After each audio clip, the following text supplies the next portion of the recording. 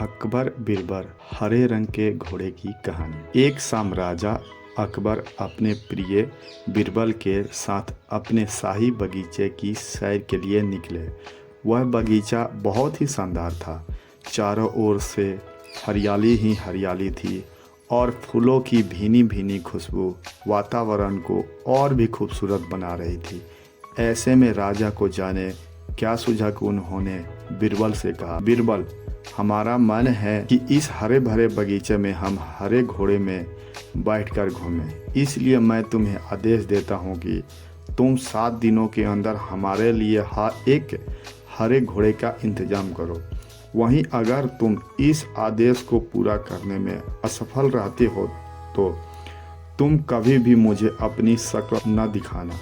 इस बात से राजा व बीरबल दोनों वाकिफ थे कि आज तक दुनिया में हरे रंग का घोड़ा नहीं हुआ। फिर भी राजा चाहते थे कि बीरबल किसी बात में अपनी हार स्वीकार करे। इसी कारण उन्होंने बीरबल को ऐसा आदेश दिया। मगर बीरबल भी बहुत चालाक थे।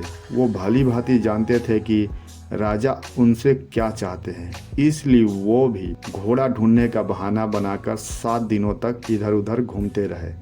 8वें दिन बीरबल दरबार में राजा के सामने पहुंचे और बोले, महाराज, आपकी आज्ञा के अनुसार मैंने आपके लिए हरे घोड़े का इंतजाम कर लिया है, मगर उसके मालिक की 2 शर्तें हैं।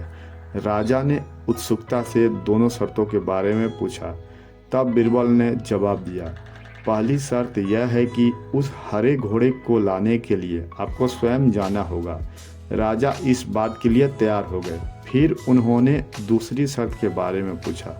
तब बीरबल ने कहा, घोड़े के मालिक की दूसरी शर्त यह है कि आपको घोड़ा लाने के लिए सप्ताह के 7 दिन के अलावा कोई और दिन चुनना होगा।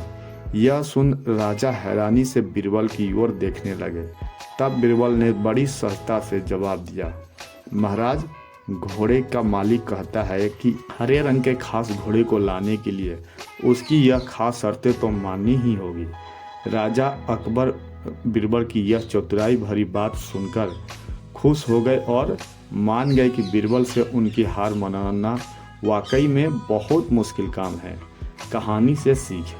यह कहानी हमें यह सिखाती है कि सही सूझबूझ और समझदारी के साथ नामुमकिन लगने वाले काम को भी आसानी से किया जा सकता है। दोस्तों, अगर मेरी कहानी अच्छी लगी हो तो वीडियो को शेयर करें और लाइक करें। धन्यवाद।